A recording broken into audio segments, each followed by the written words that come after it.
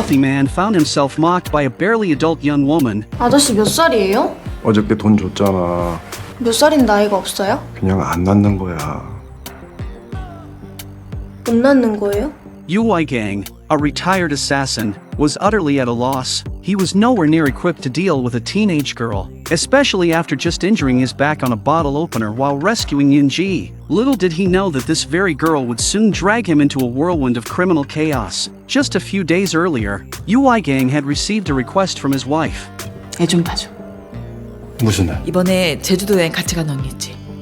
그 언니 딸인데 봐줄 사람이 없대. When he learned that the request involved his wife's 18-year-old niece, his head started spinning. He tried to dodge the task, but his wife wasn't having any of it. She issued a harsh command. If her niece suffered even the slightest harm, he was dead meat. Of course, orders came with their rewards. 이번에 협조 잘하잖아? 그럼 몇 달간 원없이 소개해줄게. That evening, he picked up Yoon-ji and gave a brief introduction of himself. This was his idea of handling an 18-year-old girl. When Yoon-ji asked if she could stay at her friend's house, Gang secretly felt relieved. He even suggested she stay there a few more days. Before she got out of the car, he stuffed a bit of cash in her wallet, warning her not to spend it on anything shady or she'd owe him double in penalty fees. At this point, Gang felt confident the next few days would be smooth sailing, but just a few hours later, he got a call from Yoon-ji in the dead of night. 배가 아프면 소아과가. 제발 좀 와달라고요. He had no choice but to drive to the location she mentioned, and the scene before him left him stunned. Yoon-ji looked perfectly fine, happily sipping tea with an older boy. After the boy left, Gang fired off a question, but no matter how he asked, he couldn't quite dodge her quick comebacks. Then, just as quickly, she changed her mind, leaving him bewildered. 아저씨 먼저 들어가세요.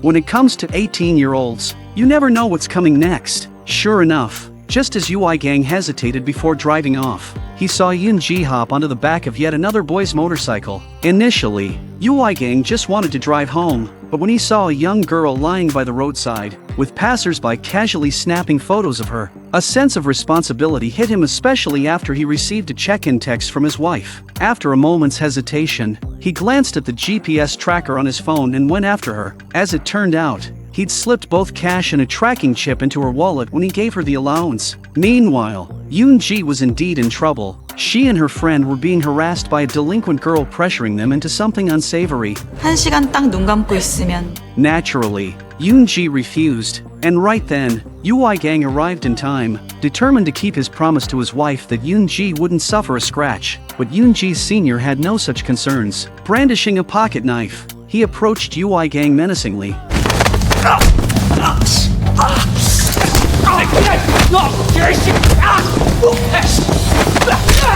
A gang of barely grown kids was no match for a trained ex-assassin. Still, Gang held back, hoping to de-escalate without serious harm. Yet some people can't resist pushing limits. One of the girls seized the moment and stabbed Gang in the side with a bottle opener, grinning like she'd won. 1 second later, that smirk was gone as she collapsed unconscious. The next day, Gang tended to his wound at home, while Yoon-ji marveled at the luxurious villa, noticing there was no children's room. She couldn't resist her usual snark, sparking their very first clash. No wonder he hadn't wanted her to stay at his place. That evening, as they passed the ice rink from the night before, they were shocked to see it had become a crime scene. A detective on site told them that 5 teens had been brutally murdered in the rink's basement. Once back home, Gang anxiously checked the news reports, and as he read the article, a dark, uneasy feeling washed over him. The next day, a surprise visitor appeared at Gang's door. It was the detective from the night before. The detective pulled out his phone and showed 2 video clips,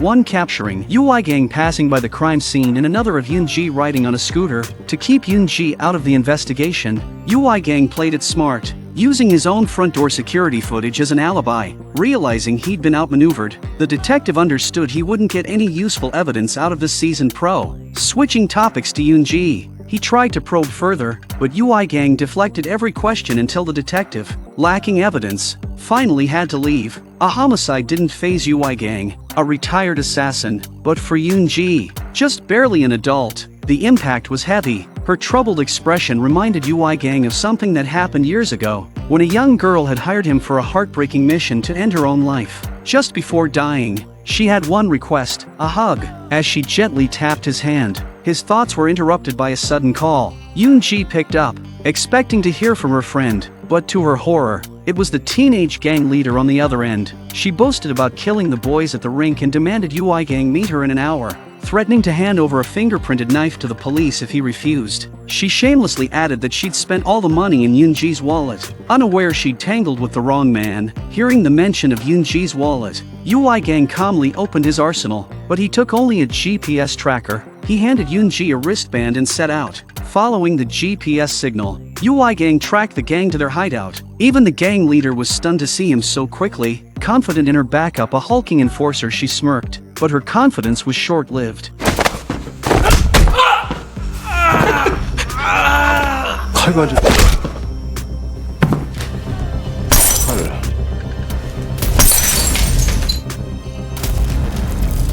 UI gang's ruthless demeanor terrified the gang boss, who shouted and tossed the knife to the ground. As UI gang bent down to pick up the knife, the gang boss drew a gun, but UI gang, unfazed, hurled the knife back and rolled swiftly to dodge the bullet. Panicking, the gang boss fired wildly as he stumbled toward the exit. When UI gang followed, the lights suddenly went out. Years of assassin training kicked in, and he sensed a trap. A split second later, a weapon whizzed toward him through the darkness. It only took those few moments for UI gang to realize he was facing a highly skilled opponent, both hiding in the shadows. They clashed in a brutal, blow-for-blow fight.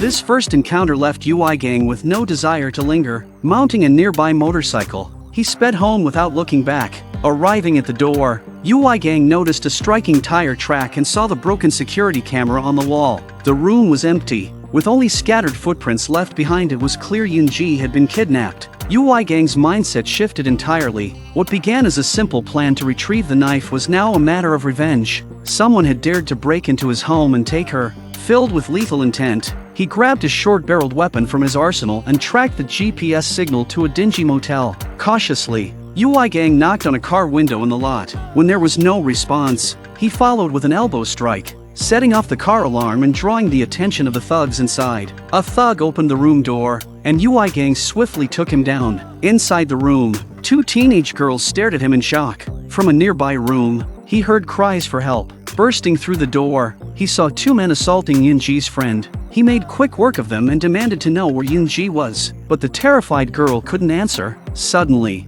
UI gang noticed the gang leader girl, who had heard the noise, rushing down the stairs to reach her remaining backup outside. UI gang caught up, yanked her down by the hair, and pinned her to the ground. Her accomplice fled, leaving her all alone. Before UI gang could question her, she pulled out the tracking wristband he'd given Yoon-ji. Sneering that they'd outsmarted him, she threatened that if she were hurt, Yoon-ji would pay the price. Her bravado wavered, though, as her fearful breaths betrayed her. Once UI gang had her restrained, the gang leader confessed to everything. The gang rented out hotel rooms for trafficking, relying on powerful connections to evade police scrutiny. But none of this interested UI gang. He only wanted to know why they'd targeted Yoon-ji. She finally revealed that a big boss had taken an interest in Yoon-ji, though she wouldn't disclose her whereabouts.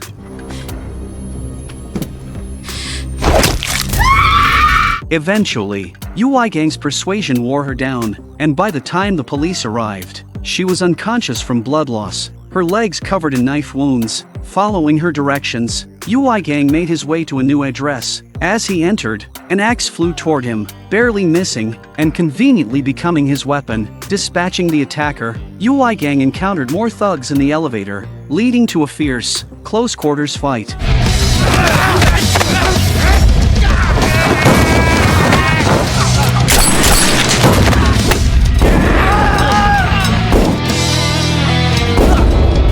By the time the elevator reached the second floor, he'd taken out several of them, leaving no survivors. At the end of the hall, a few gang members tried to flee, but UI gang wasn't letting anyone go until he got answers.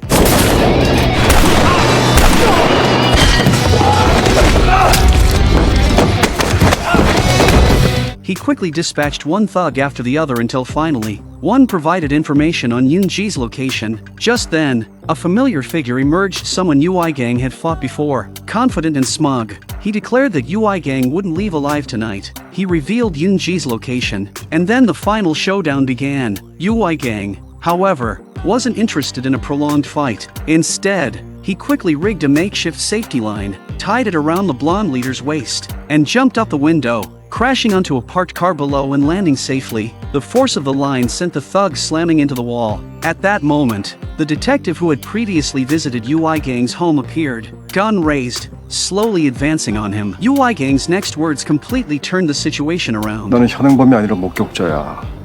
부상을 당한 목격자를 응급조치도 없이 이런 식으로 자백 강요하는 거 그거 현행법 위반이야. Enraged, the detective, frustrated by UI Gang's knowledge of the law, reached for his handcuffs only for UI Gang to seize the detective's gun and force him into the car. They drove through the night to the Eastport docks and, as expected, found Yoon-ji locked in a car. Without hesitation, UI Gang floored the gas, ramming into the vehicle.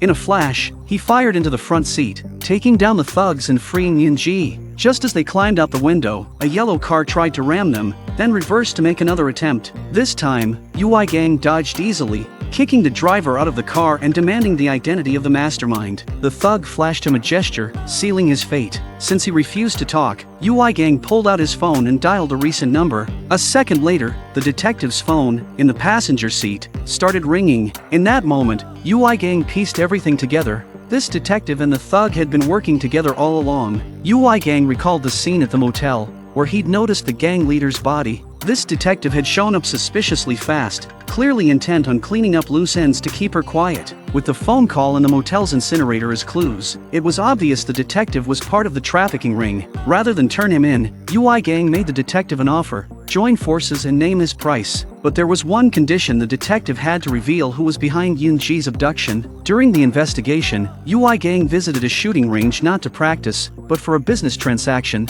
By now, his wife had been away on her trip for a week, so she called to check on how he and Yoon-ji were getting along. UI Gang assured her everything was going smoothly, though she sensed something unusual in his tone. With one more week until her return, he knew time was ticking to resolve the situation. Meanwhile, the detective discovered that the traffickers had been brokering deals with a foreign gang. Acting on the detective's intel, UI Gang tracked the gang's base alone, eliminating the guards and confronting the gang boss. Following UI Gang's instructions, the boss reluctantly activated his phone speaker and called a contact known as Pig Mom, disclosing that the mastermind behind the operation was a judge. This judge, posing as a legitimate restaurant owner, was targeting young girls to traffic internationally, under the pretense of cultural exchange and international trade. Hearing this, UI Gang let out a cold laugh and shot the gang boss without hesitation. After surveying the chaos, he called in a professional cleaner to handle the scene. Back at the hospital, UI Gang watched over a sleeping Yoon-ji when the detective called with new information. Yoon-ji's mother wasn't her biological mother. Her biological father had died 3 years earlier in an accident, and since then, she'd been raised by her stepmother. The judge, who orchestrated the trafficking ring, was also a powerful district court president with deep family connections and significant political influence. To finally put an end to all loose ends, UI Gang arrived at the luxurious resort, a stark contrast to the decadent atmosphere inside. He swiftly eliminated the guards at the entrance, including one who attempted to flee to alert his superiors. After clearing the perimeter, UI Gang moved calmly toward the interior. By the time the gang's blonde bodyguard sensed something was wrong and tried to call for backup, it was too late. There was no response. Soon enough, UI Gang reached the second floor, where, as he reloaded, the detective appeared and initially seemed to be an ally. But in an unexpected twist, the detective turned on him, and UI Gang was ambushed, captured, and brought to the judge's office. Even under these circumstances, UI Gang remained completely composed, projecting a victorious air as he questioned the judge. 윤지를 지명한 거. Amused, the judge approached him, extending a handshake as a gesture of respect, then withdrew it, signaling his dominance. He considered UI Gang's boldness naive, laughing at UI Gang's inability to grasp the real power in the room. Before instructing the detective to dispose of him, the detective, unafraid of any evidence UI Gang might have, dragged him toward an empty hallway, confident in the judge's influence. But at just the right moment, UI Gang seized the opportunity, slamming the door to disarm the detective. Grabbing a short baton, he took down the approaching henchman with ease, finishing off each with a final shot. Soon, the blonde bodyguard arrived and engaged in an intense firefight with Ui Gang. Ui Gang ultimately overpowered him, kicking him through a window and into the pool below, causing the resort guests to scream and panic, their shock signaling the end of the chaos. Later, as the judge emerged from his private suite, having wrapped up his own sordid business, Ui Gang was waiting in the room. Out of courtesy, Ui Gang allowed the judge to dress, while the judge, desperate to save himself, began bargaining. He revealed that he was a powerful political candidate who could erase the entire affair and even offer Ui Gang a valuable favor. Ui Gang listened, playing along and casually inquiring about Pig Mom. At the mention of her, the judge's face darkened with contempt, admitting that she trafficked girls for the elite and had even offered up Yoon-ji after a recent arrest. Pig Mom ran the entire resort operation. With the truth exposed, Ui Gang gave a cold smile and walked toward the door. Would he spare this monster? Of course not. Days later, as Ui Gang's wife was traveling with her sister, the sister received a mysterious call, excusing herself to take it in her car. She answered with vague apologies, promising better results next time, but when she glanced in the rearview mirror, she froze. Ui Gang was sitting there, gun aimed at her head. In an empty clearing, Ui Gang promised to care for Yoon-ji until she turned 20. Unmoved, the woman spat back, cursing Yoon-ji and saying she deserved to die. Ui Gang answered with a single, decisive shot. In the final scenes, Ui Gang brought Yoon-ji to reunite with his wife, who embraced him warmly and, in a familiar gesture, tapped his back just as that special girl once had. Hours passed, yet his wife seemed unsurprised by recent events. The film leaves it ambiguous, hinting that perhaps she'd known all along about Pig Mom's true identity. After all, she had insisted on the trip without giving Ui Gang a choice, and her subtle warning during her check-in call had been intentional. The rest is left open for viewers' interpretation.